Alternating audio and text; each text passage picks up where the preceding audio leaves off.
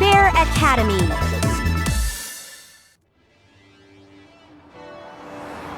And we immediately go to Initial D. It has begun to snow by the time they pass. They pass Utsunomiya and the Tohoku Expressway. So they are on a highway. I hope the roads aren't snowed out, Koji says. In the passenger seat, Fuminori is gazing out the frosted window in silence. He's been in this trance-like state for almost an hour now. Taking advantage of his inattention, Koji stares unabashedly at Fuminori from the corner of his eye. He still doesn't understand the danger signals that he's been getting from the man. Fuminori has stopped avoiding Koji, and he's even looking him in the eye when he talks. So why does he seem even more distant now than he did when he was trying to push his friends away? Fuminori's posture is noticeably relaxed, but his gaze never wavers, not even for a moment.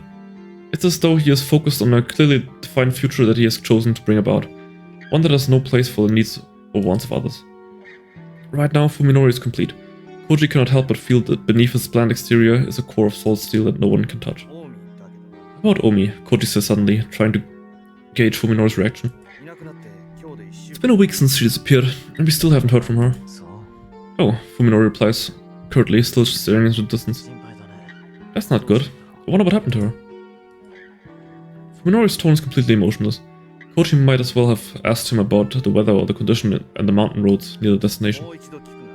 I asked you this before, but you're sure you don't have any idea what happened to her? Not a clue, Fuminori answers in exactly the same tone that he used when Koji first questioned him following Omi's disappearance. Koji's eyes narrow. It's like you don't give a damn. That's not true. Finally, Fuminori shows some emotion. He sounds hurt, like he can't believe Koji could think such a thing. She disappeared on the way to my place, didn't she? Of course I'm worried. Sudden frustration wells up inside Koji. If possible, he'd like nothing more than to beat the secrets out of Fuminori's head. Koji's very sick about Omi. To have his concern brushed off so coldly would be unbearable coming from a complete stranger. From Fuminori, who was his best friend, Fuminori never used to be this callous. Even if Koji tried to interrogate him, he'd probably never find out what changed him so. If Fuminori was still just hiding inside the shell he'd erected around himself after the accident, Koji might have been able to get some answers out of him. With this sly, evasive Fuminori, however, there's nothing Koji can do. Fuminori will never reveal his true intentions to anyone. All that's left then is for Koji to discover the truth on his own. Omi was going to talk to you about Tsukuba, you know. Oh? Fuminori smiles bitterly at the mention of Tsukuba's name, perhaps feeling sympathy for her pain.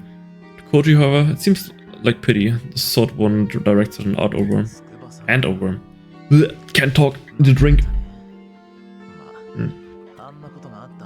Stay hydrated, kids. I wouldn't know what to say. To be honest, it's been hard to talk to her after what happened. Unbelievable.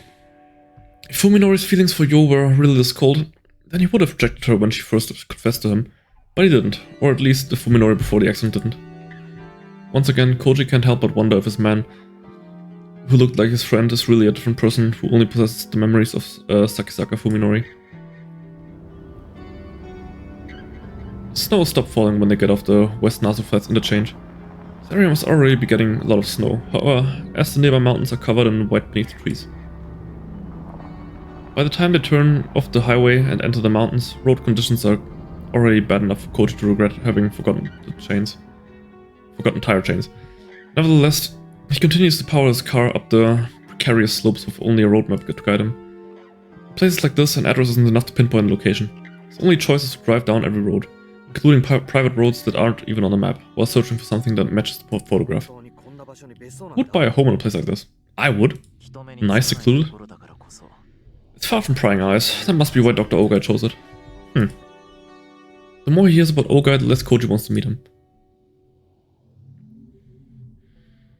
Fuminori is the one who spots the narrow road half hidden in the trees. It's practically an animal trail, overgrown with weeds that are tall and strong enough to withstand the weight of the snow.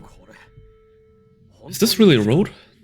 Koji stops the car and sticks his head out of the window to stare into the dark forest, but he can't see where the path leads through the tightly packed trees. How does it look to you?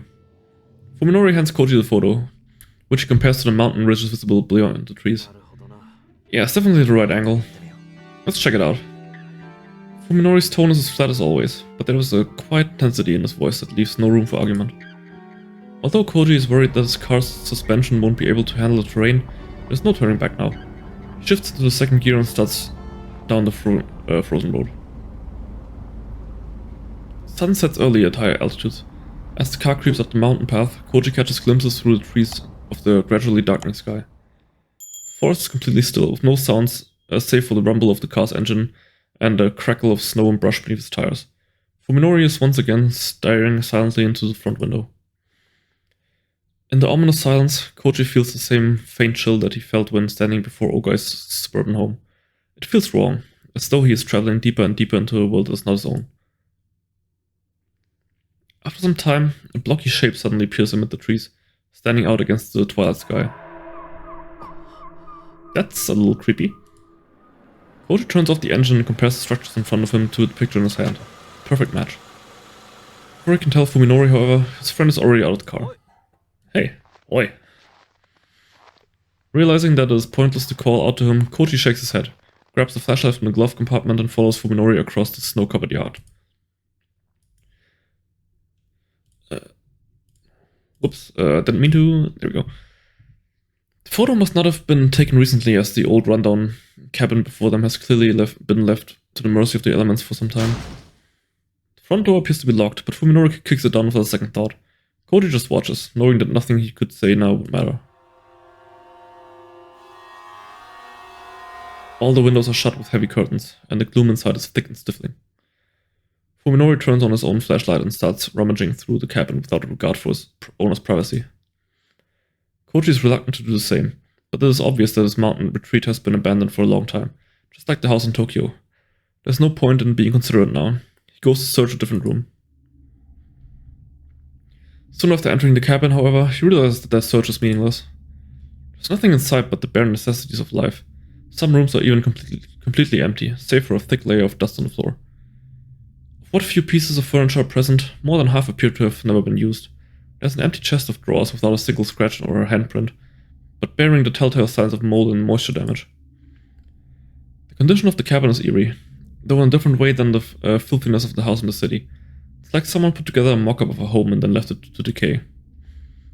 The only signs that anyone lived here are found in the toilet, the bath, the kitchen, and the bedroom. Did somebody not flush? It appears that the cabin was never used for anything but eating and sleeping. And shitting. Beneath the darkened sky, the snow itself seemed to glow with a cold white light. The scene is like something out of a fairy tale, but to Koji it serves only as an unpleasant reminder that he has stepped outside of a reality that he knows. Next to the front porch is a plain wooden door half buried in the ground. It's locked, of course, but Koji sees no reason for restraint after what Fuminori did to the front door. The door offers surprisingly little resistance to Koji's heavy kick, breaking open to reveal a set of concrete stairs leading down into a pitch-black basement. Oh, this is gonna get funny. Koji would prefer to leave such a forbidding place to Fuminori, but it's not like he can just ask him to take his place. He descends into the chilly darkness, the beam of his flashlight leading the way. There turns out to be nothing in the basement but a storage room and a boiler, exactly what one would expect to find in an isolated mountain cabin. The few packages of preserved food sitting on the shelves have long since passed their expiration date, and the boiler doesn't appear to have been used in years. Koji guesses that Ogai's mountain home has been abandoned longer than the house in Tokyo. Was Fuminori simply mistaken when he said that Ogai might be here, or was he lying from the beginning? Not sure what to do next, Koji goes back up the stairs and walks around the outside of the cabin, and there he finds the backyard. Oh, it's a well. It's in much worse condition than the front yard, having been mostly reclaimed by the forest. It must have been neglected even when the cabin was still in use. I mean, it looks quite good. Someone has been mowing the lawn. The remnants of a woodshed lie in the yard, the mushrooms growing on it speaking to how much time has passed since the collapse. Next to the rotten logs, however, stands a circle of stone that has not yet succumbed to the elements. Oh well. The well has no bucket or pulley, and when Koji peers carefully into it, he sees that the water is no longer flowing. It's probably less than 10 meters deep, depending on how much mud is piled up inside. Koji's search of the cabin has revealed nothing of interest, inside or out. Leaning against the edge of the well, Koji wonders why Ogai bought this remote home deep in the mountains and what he was doing there. I'm feeling very uneasy with Koji just casually leaning over the well. Don't know if Fuminori's gonna push him in or not. Because nobody would ever find out. As far as Koji can tell, there's no sign that more than one person ever stayed here. It's far from prying eyes, who don't sound so menacing. From Norris words play back in Koji's head, could this have been some sort of secret refuge, a place to remain hidden from the world? That would explain why there's nothing to suggest that whoever lived here did anything more than to eat and sleep. Koji suddenly remembers the doctor he met yesterday at T University.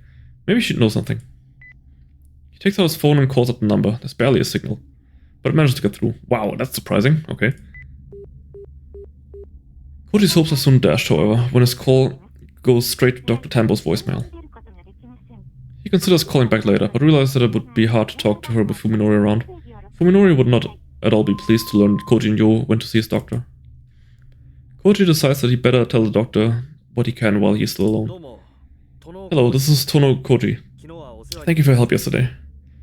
Koji leaves a clear and concise message explaining that he went with Fuminori to Ogai's mountain retreat, giving the address and asking for confirmation that the property belongs to Ogai. Okay, so if he goes missing, at least now he's got an alibi, like a message. I'll call again when I get back to Tokyo. Goodbye. After hanging up, Koji thinks back to their visit to the hospital. Is Dr. Tambo actually investigating like she said she would? Her reluctance to speak of Dr. Ogai is weighing on his mind. He talked to Yo about it on the way home, but they were unable to decide whether the doctor could really be trusted. Speaking of which, how's Yo doing? Koji hasn't seen her today. He didn't say a word to her about the trip to Tochigi. She might be worried, especially as soon after Omi's appearance. Thinking to check up on her, Koji dials Yo's number, and is surprised when it rings longer than it usually does. Did she forget her phone somewhere? Well, no, she's currently, busy. Just as he's about to give up, the call connects. Oh no. First thing Koji hears is a strange sound. It's not signal interference, but some kind of wet, distorted noise, like the voiceless groans or perhaps sobs of someone far away. No, that's exactly what they are. The person on the other side is crying. Tsukuba, is that you? Who's there? There's a response, but it's really Tsukuba's voice. It's too twisted with agony for Koji to tell. Panic surges through Koji as he realizes that something is terribly wrong. It's Koji, Tono Koji. Is that you, Tsukaba? Where are you? After a short period of nothing but pained moans, words start coming through the speaker one by one, as though each takes an act of will. I was attacked by a monster, and now there's something wrong with my body. What? What happened? Are you alright? Yo must be delirious because Koji can't understand the things she's saying. Her gasp and wheezes, however, are enough to tell him that she's in unimaginable pain. I'm rotting away, my skin is melting. Oh no, don't tell me. Saya is turning Yo into flesh monster. But when Fuminori sees her, she will just see the regular Yo, right? My ear just came off. Ooh. Oh, I'm actually getting goosebumps. She's not making any sense. Koji feels despair. Hey, that's me. Sees his heart in an iron grip. What is happening to Yo now? 100 kilometers away? Only her voice gives any hint of what she's going through. There's nothing he can do for her. Help me, Koji. This isn't how my fingers are supposed to look. Call the cops, Tsukaba. Call for help. No, I can't let anyone see me like this. Oh. Yo suddenly breaks into a violent hacking cough, as though trying to expel something filling her throat. Tsukuba. Koji screams into the phone, his reason overwhelmed by unimaginable horror. Which is why he's unable to react when the phone is suddenly knocked from his hand, and also why he didn't notice Fuminori sneaking up on him until it was too late. He's totally getting pushed in the well, isn't he?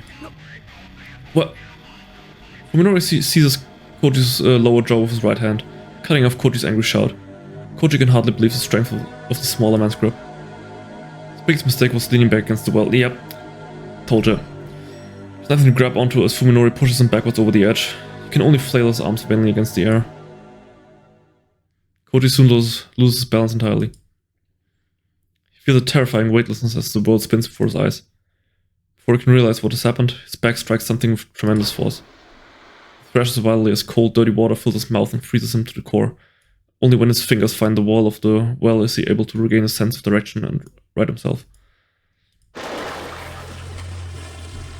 On his hands and knees in the mud, Koji vomits filthy water out of his lungs.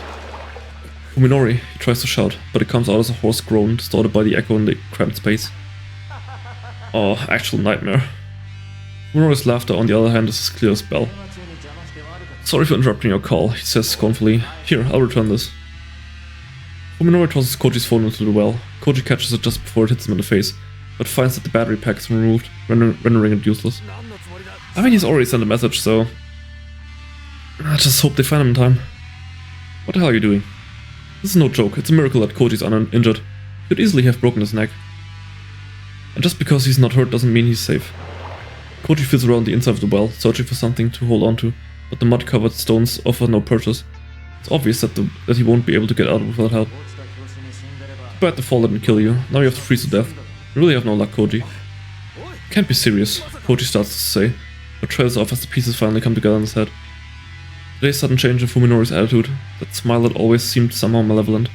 Fuminori hadn't been smiling at Koji, but at the thought of his friend's death.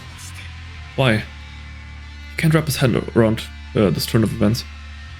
Why would Fuminori try to kill him? True, Fuminori had wanted Koji to stay out of his business, but is that really a motive for murder? Not that I need you dead right now, exactly, but you might have become trouble later on. So I figured I might as well take advantage of this remote location to, well... Might as well? You're doing this on a whim? Do you really need a reason to die? Fuminori replies coldly. He sounds truly amazed that Koji would ask such a thing. What makes you so special, Koji? People die for no reason at all. My parents did, and I almost followed them. You're crazy. Crazy? I was crazy once. Come up with your own reason. Why don't you? You'll have plenty of time down here. Fuminori disappears from view, leaving Koji alone in the darkness with nothing to connect him to the outside world. Fuminori, hey, Fuminori! Koji shouts at the top of his lungs, knowing beyond doubt that if Fuminori leaves, all hope of rescue will vanish with him. No one will ever hear him calling for help from the bottom of the mountain well. It's Tsukaba, she's in trouble. Hey, Fuminori, listen, get me out of here. In his desperation, Koji no longer comprehends the futility of begging for mercy. No god or devil will answer him. The only hope is that Fuminori will have a change of heart. Praying for a miracle, he keeps calling Fuminori's name. Eventually, the sky grows as dark as the bottom of the well. Koji can no longer make out the edge of the opening, and he has long since lost track of how many hours he has been screaming. Nevertheless, he continues to scream, for he knows that the despair, hey that's me, silence will bring, that the despair silence brings will kill him.